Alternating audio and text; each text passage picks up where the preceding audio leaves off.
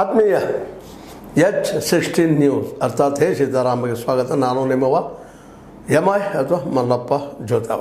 C T Ravi ಈಗಾಗಲೇ ಅಶ್ಲೀಲ ಪದ ಬಳಸಿಲ್ಲ ಅಂತವರು ನುಣಿಸ್ಕೊಳ್ಳೋ ಪ್ರಯತ್ನ ಸಾಕಷ್ಟು ಮಾಡ್ತಾ ಇದ್ದಾರೆ. ಅದರ ಜೊತೆಗೆ ತಮ್ಮ ಮೇಲಾದಂಥ ಆಕ್ರಮಣವನ್ನು ದೊಡ್ಡದು ಮಾಡ್ತಾ ಅದನ್ನು ಮಾನವ ಹಕ್ಕುಗಳ ಒಂದು ಆಯೋಗವು ಸಲ್ಲಿಸ್ತಾ ಜೊತೆಗೆ ರಾಜ್ಯದಲ್ಲಿ ಸಾಕಷ್ಟು ಪ್ರಚಾರ ಪಡೆಯುವಂಥ ಕೆಲಸವನ್ನು ಮಾಡಿದ್ದಾರೆ. ಈಗಾಗಲೇ ಮೀಡಿಯಾನು ಇವತ್ತು ಹೆಚ್ಚುಗಳು ಸಿ ಟಿ ರವಿ ಅವರು ಸರಿ ಎನ್ನುವಂಥ ವಾತಾವರಣ ಅದ. ಇಂಥ ಸಂದರ್ಭದಲ್ಲಿ ತನ್ನ ಕೆಲಸವನ್ನು ಸಿಐಡಿ ಶುರು ಮಾಡಿಬಿಟ್ಟದ. ಇವರಿಗೆ ಬೈದಿದಾರೋ ಇಲ್ಲೋ, ಆ ಪದವನ್ನು ಬಳಸಿದಾರೋ ಇಲ್ಲೋ ಅಂತೇಳಿ ಆ ದಿಶೆಯಲ್ಲಿ ಈಗ ಪದದ ಬಳಕೆಯ ವಿಷಯದಲ್ಲಿ ಮೊದಲದಾಗಿ ಉಮಾಶ್ರೀ ಅವರನ್ನು ಮತ್ತು ನಾಗರಾಜ್ ಯಾದವ್ ಅವರನ್ನು ಕರೆಸಿ ಎನ್ಕ್ವೈರಿ ಮಾಡಿದ್ದಾರೆ. ಆವತ್ತಿನ ಸ್ಥಿತಿ ಮಾತಾಡಿದ್ದು ಯಾರು, ಏನು, ಎಂತು, ಎತ್ತ ಅಂತೇಳಿ ಅವಾಜ್ ಶಬ್ದ ಬಳಸಿದಾರಾ ಇಲ್ವಾ, ಬಳಸಿದ್ರೆ ರೆಕಾರ್ಡ್ ಯಾಕೆ ಆಗಿಲ್ಲ ಮತ್ತೇನು ಕೇಳಿ ಪಾಪ ಅವ್ರ ಪ್ರಶ್ನೆಗಳನ್ನೆಲ್ಲ ಸಿ ಐ ಡಿಗಳು. ಇದಕ್ಕೆ ಉಮಾಶ್ರೀ ಅವರು ಮತ್ತು ನಮ್ಮ ನಾಗರಾಜ್ ಯಾದವ್ ಸ್ಪಷ್ಟವಾಗಿ ಹೇಳಿದ್ದಾರೆ, ಇಲ್ಲ ಅವರು ಅಂದಿದ್ದು ಸತ್ಯದ, ಸುಳ್ಳೇನಲ್ಲ, ನಿಜಾನ ಅವ್ರು ಮಾತಾಡಿದ್ದು. ಆ ಅವಾಚ್ಯ ಶಬ್ದವನ್ನು ಅಶ್ಲೀಲ ಶಬ್ದವನ್ನು ಬಳಸಿದ್ದಾರೆ. ಅದರಲ್ಲಿ ಎರಡು ಮಾತಿಲ್ಲ, ನಾವು ಸ್ವತಃ ಕೇಳಿದ್ದೀವಿ, ಒಮ್ಮೆಲ್ಲ ಹಲವು ಸಲ ಪ್ರಯೋಗ ಮಾಡಿದ್ದಾರೆ ಅನ್ನೋ ಮಾತನ್ನು ಅವ್ರು ಹೇಳಿದ್ದಾರೆ.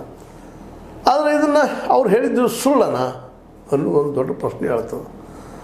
ಯಾಕಂದರೆ ಇವತ್ತು ಮೀಡಿಯಾ ಆಗಿರ್ಬೋದು ಅಥವಾ ಬಿ ಜೆ ಪಿ ಆಗಿರ್ಬೋದು, ಇನ್ನುಳಿದವ್ರು ಆಗಿರ್ಬೋದು, ಆಗ ನಮ್ಮವ್ರು ಇಲ್ಲ ಅಂತ ಹೇಳ್ತೇವಪ್ಪ ನಾವು, ಅವ್ರವ್ರು ಆಯ್ತು ಅಂತ ಹೇಳಿದ್ರು, ನಿಮ್ಮವ್ರು ಇಲ್ಲ ಅಂತ ಹೇಳಿದ್ರಿ ಅಂದಾಗ ಸಾಕ್ಷಿ ಹೇಳಿದ. ಮತ್ತು ಈಗಾಗಲೇ ಅದರ ಅಧ್ಯಕ್ಷರು, ವಿಧಾನ ಪರಿಷತ್ ಅಧ್ಯಕ್ಷರಾದಂಥ ಹೊರಟ್ಟಿ ಅವರು ಆ ರೆಕಾರ್ಡ್ದಲ್ಲಿ ಇಲ್ಲ ಅಂತ ಹೇಳಿ ಕೊಟ್ಬಿಟ್ಟಿದ್ದಾರೆ. ಸಹಜವಾಗಿನ ಇದೇನಾಗಿಬಿಡ್ತದಪ್ಪ ಅಂತಂದ್ರೆ ಇಂಬ್ಯಾಲೆನ್ಸ್ ಆದಂಗೆ ಆಗ್ತದೆ, ಅಥವಾ ಇದು ಸುಳ್ಳೇನೋ ಅನ್ನೋಂಗೆ ಆಗ್ತದೆ. ಆದರೆ ಉಮಾಶ್ರೀ ಅವರ ವ್ಯಕ್ತಿತ್ವವನ್ನಾಗಲಿ, ನಾಗರಾಜ್ ಯಾದವ್ ಅವರ ವ್ಯಕ್ತಿತ್ವವನ್ನಾಗಲಿ ಅಭ್ಯಾಸ ಮಾಡಿದಂಥವ್ರಿಗೆ ಮತ್ತು ವಿಶೇಷವಾಗಿ ರಾಜಕೀಯ ಪಕ್ಷಗಳಿಗೆ ರಾಜಕಾರಣ ಮೂಲತಃ ನಟಿ ಅಭಿನೇತ್ರಿಯಾಗಿ ನಮ್ಮ ಉಮಾಶ್ರೀ ಅವರು ವಿಶೇಷವಾಗಿ ಒಳ್ಳೆಯ ಹೆಸರನ್ನು ಪಡೆದಂಥವ್ರು. ನಾಡಿನಲ್ಲೇ ತಮ್ಮ ಸಿನಿ ಆ್ಯಕ್ಟಿಂಗ್ದಿಂದಾಗಿ ಭಾಳಷ್ಟು ಜನರ ಹೃದಯವನ್ನು ಗೆದ್ದವರು ಮತ್ತು ಅಷ್ಟೇ ಪ್ರತಿಭಾವಂತ ನಟಿಯೂ ಕೂಡ. ಬಹಳ ವರ್ಷಗಳಿಂದ ಸಿನಿಮಾ ರಂಗದಲ್ಲಿ ಚಲಾವಣೆಯಲ್ಲಿರುವಂಥ ನಾಣ್ಯ. ತಮ್ಮ ಕಲೆಯಿಂದ, ಸೌಂದರ್ಯದಿಂದಲ್ಲ, ಕಲೆ, ವ್ಯಕ್ತಿತ್ವ, ಆಂಗಿಕ ಒಂದು ವ್ಯಕ್ತಿತ್ವದಿಂದಾಗಿ, ಅಭಿವ್ಯಕ್ತಿಗಳಿಂದಾಗಿ ಇವತ್ತು ಜನಮಾನಸವನ್ನು ಗೆದ್ದಂಥವ್ರು. ಅವ್ರಿಗೆ ಇದರಿಂದ ಏನು ಲಾಭ ಇಲ್ಲ. ಆದರೆ ಜನ ಬಿ ಜೆ ಪಿ ಮೇಲೆ ಪ್ರೀತಿಯಿಂದ ಜನ ಅವರು ನಂಬುವುದಿಲ್ಲ ಅನ್ನೋದು ಸಹಜವಾಗಿ ಕಂಡುಬರೋದು. ಆದರೆ ಇಲ್ಲಿ ಸತ್ಯ ಹೇಳಿಕಿದ್ದಾರೆ ರೀ, ಇದನ್ನು ನಂಬಬೇಕಲ್ಲ, ಅವ್ರು ನಿಜಾನ ಅಂದಿದ್ದು ಅಂತೇಳಿ ಅದಕ್ಕೆ ದಾಖಲೆಯಾಗಿ ನಮ್ಮ ಏನಪ್ಪ ಅಂತ ಲಕ್ಷ್ಮೀಬಾಯಿ ಹೆಬ್ಬಾಳ್ಕರ್ ಅವರು ಸಲ್ಲಿಸಿದಂಥ ವಿಡಿಯೋದಲ್ಲಿ ಆ ಪದಗಳು ಬಳಕೆ ಆಗಿದ್ದನ್ನು ನಾವು ನೋಡಿದ್ವಿ. ಹೀಗಾಗಿ ಈ ಒಂದು ಏನಂತಂದ್ರೆ ಒಂದು ದೊಡ್ಡ ವ್ಯಕ್ತಿತ್ವದ ಉಮಾಶ್ರೀ ಅವರು ಜೊತೆಗೆ ನಾಗರಾಜ್ ಯಾದವ್ ಕಾಂಗ್ರೆಸ್ಸಿಗರು ಹೇಳಿದ್ದು ಇದನ್ನು ಒಪ್ಪಬೇಕಾಗ್ತದೆ, ಒಪ್ಪಬೇಕು ಅನ್ನುವಂಥದ್ದು.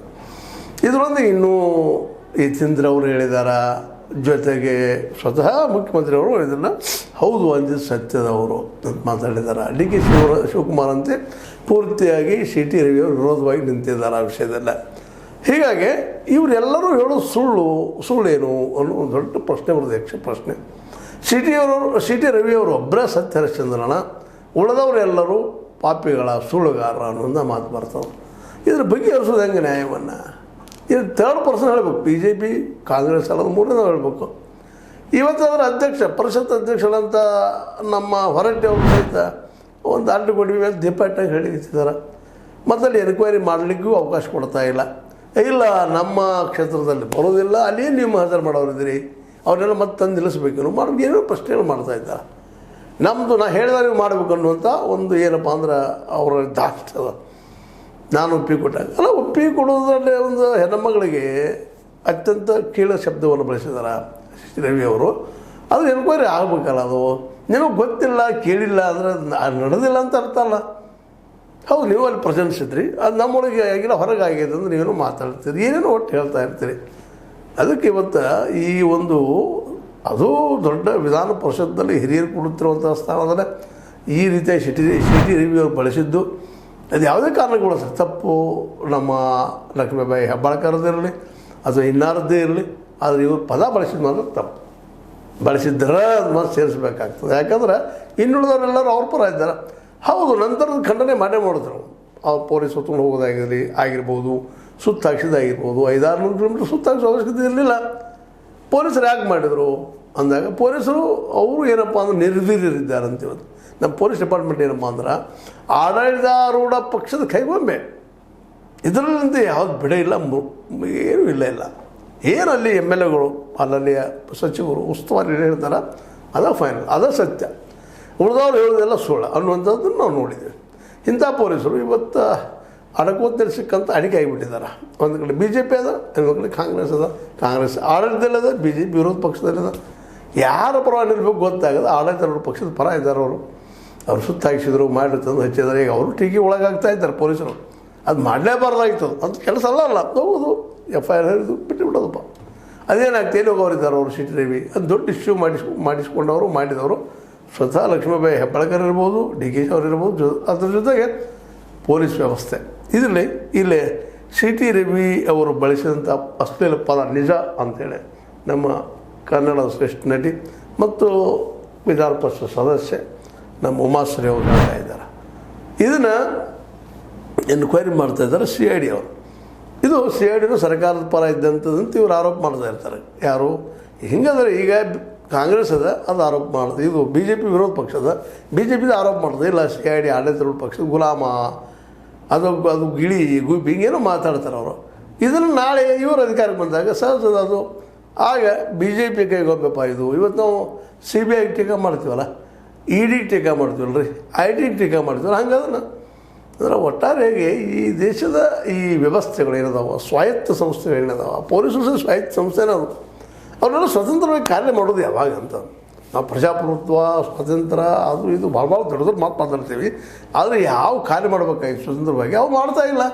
ಇದಕ್ಕೆ ಕಾರಣ ಯಾರು ಅಂತ. ಇದಕ್ಕೆ ಕಾರಣ ಮತದಾರ ಬಂದು ಹತ್ತಾನ. ಯಾಕಂತಂದ್ರೆ ಮತದಾರ ಯೋಗ್ಯರನ್ನ ಆಯ್ಕೆ ಮಾಡ್ತಾ ಇಲ್ಲ. ಹೀಗಾಗಿ ಮತದಾರನ ಮೇಲೆ ಜವಾಬ್ದಾರಿ ಭಾಳದ ಈ ದೇಶದ್ದು. ಇದಕ್ಕೆ ಪ್ರತಿಯೊಬ್ಬರು ಎಜುಕೇಟೆಡ್ ಆಗಬೇಕು. ಎಜುಕೇಟೆಡ್ ಆಗಿ ಈ ವ್ಯವಸ್ಥೆಗೆ ಪ್ರತಿಯಾಗಿ ಹೊಸದನ್ನು ಹುಟ್ಟಾಕಬೇಕು. ಅದು ಸಾಧ್ಯನಾ ಅನ್ನುವಂಥದ್ದು ಒಂದು. ಅದೇನೂ ಇರಲಿ, ಸಿಟಿ ರವಿ ಅವರು ಬಳಸಿದ ಅಶ್ಲೀಲ ಪದದ ಬಗ್ಗೆ CID ಅಂತೂ ಗಂಭೀರವಾಗಿ ಹುಡುಕಾಟ ನಡೆಸದ. ಇದರಲ್ಲಿ ಯಾರು ತಪ್ಪಿತಸ್ಥರು ಅಂದಿದ್ದಾರೋ ಇಲ್ಲ ಅನ್ನೋದು ಮುಖ್ಯ ಆಗಬೇಕಾಗ್ಯದ. ಅದಕ್ಕಾಗಿ ಎಲ್ಲ ಏನಪ್ಪ ಅಂತಂದ್ರೆ ಆ ರೆಕಾರ್ಡ್ಗಳನ್ನ ಸಂಗ್ರಹಿಸ್ತಾ ಇದೆ. ಮೋಸ್ಟ್ ಪ್ರೊಬಬ್ಲಿ ಇದರಲ್ಲಿ ಸಿಟಿ ರಿವ್ಯೂ ಈ ಹಿಂದಿನ ಮಟ್ಟಿಗೆ ಹೇಳೋದಾದ್ರೆ ಅವ್ರು ಅಂದಿದ್ದು ಸತ್ಯ ಅಂತ ಅನ್ನಿಸ್ತದೆ. ನೋಡ್ರಿ ಏನು ಜಾದು ಆಗ್ತದೆ ಮುಂದಿನ ದಿನದಲ್ಲೇ. ಯಾಕಂದರೆ ಹೊರಟ್ಟಿ ಅವರು ಸಾಮಾನ್ಯ ಮನುಷ್ಯರಲ್ಲ, ಅವರು ಒಂದು ಹುದ್ದೆಯಲ್ಲಿದ್ದಂಥವ್ರು, ದೊಡ್ಡ ಹುದ್ದೆಯಲ್ಲಿದ್ದಂಥವ್ರು. ಅವರು ಸರಿ ಹೇಳ್ತಾ ಇರ್ಬೇಕಂತ ನಾವು ಅಂದ್ಕೊಳ್ಳೋಣ. ಯಾಕಂದ್ರೆ ಇಲ್ಲಿ ಒಂದೇನೋ ಚಾಚುರ್ಯ ನಡೆದು ಹೋಗ್ಯದ. ಅದನ್ನು ಕಂಡಿದ್ದವ್ರು ಯಾರ ಆದಷ್ಟು ಬೇಗ ಅದಾಗಲಿ ಅಂತ ಹೇಳ್ತಾ CID ಪೂರ್ಣ ಪ್ರಮಾಣದಲ್ಲಿ ಸ್ವತಂತ್ರವಾಗಿ ಕೆಲಸ ಮಾಡಿ ನಿಜವಾದ ತಪ್ಪಿತಸ್ಥರು ಯಾರೋ ಅವ್ರನ್ನ ಐಡೆಂಟಿಫೈ ಮಾಡಲಿ, ಅವ್ರಿಗೆ ಶಿಕ್ಷೆ ಆಗೋದು ನೋಡ್ಕೊಳ್ಳಿ ಅಂತ ಹೇಳ್ತಾ, ಇದು ನಿಮಗೆ ಲೈಕ್ ಮಾಡಿ, ಶೇರ್ ಮಾಡಿರಿ, ಕಮೆಂಟ್ ಮಾಡಿ, ಜೊತೆ ಸಬ್ಸ್ಕ್ರೈಬ್ ಆಗೋದಿಲ್ಲ ಸಿಗೋಬೇಡ್ರಿ. S16 ನ್ಯೂಸ್ ಅರ್ಥಾತ್ ಸೀತಾರಾಮನ್ ಸತ್ಯದ ಕೈಗಳಲ್ಲಿ ವಂದನೆಗಳು.